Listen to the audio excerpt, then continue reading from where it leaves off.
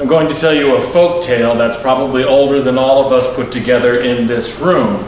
It's one of those tales that is supposed to teach something, which is really where I go whenever I'm trying to learn anything, is I go back into folk tales and figure out what's that wisdom that came before us and what does it mean for me. Once there was a tradesman who was tired of looking at his own cobblestones. Oh, he was happy as a tradesman and he loved his family and all of those things, but he got tired of his life and he thought, if I could just get out there somewhere out there will be my happiness, somewhere out there will be it.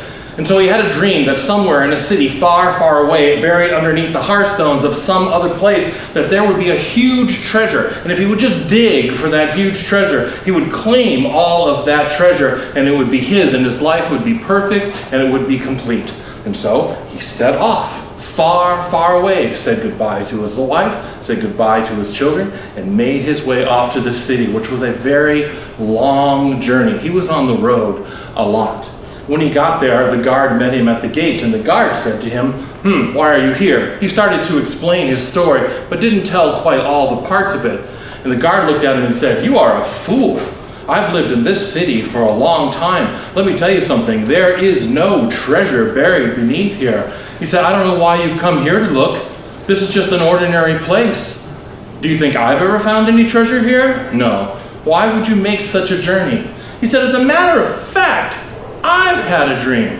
And I had a dream that in a city far away, I would look underneath the cobblestones of a tradesman. And there underneath those cobblestones, I would find a great treasure. But that's too much work. I'm not going to do that. I'm going to stay here. I think you're a fool for coming this way. Now the tradesman heard that and he thought to himself, sounds like where I came from. And so he made that journey all the way back to where his home was. And without telling anyone what had actually happened to him, he took a look to see if that treasure was true. And one night, secretly, he went and he dug underneath those cobblestones. And when he did so, there was a giant treasure underneath there that he didn't know had been there all along. He never had to leave in the first place. It was already there, everything that he wanted. In 1985, I was looking for treasure myself. I was trying to find it. And so I set off on the road to find this great treasure, that if I could just stay busy enough, I could go out there, I could be happy. So in 1985, we formed a troupe of people called Friday's Faces. And we went, look how young he was. We went from town to town all over the country, working with kids, working with churches, and we were doing good work. But that's all I was doing, getting on a plane every single week for a while there.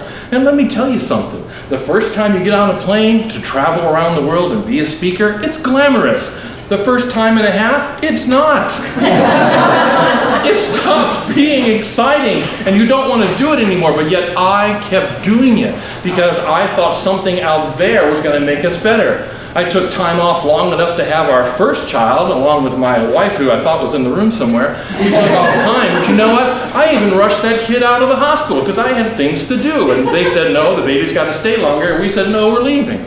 My wife stopped long enough to have a stroke, a massive stroke.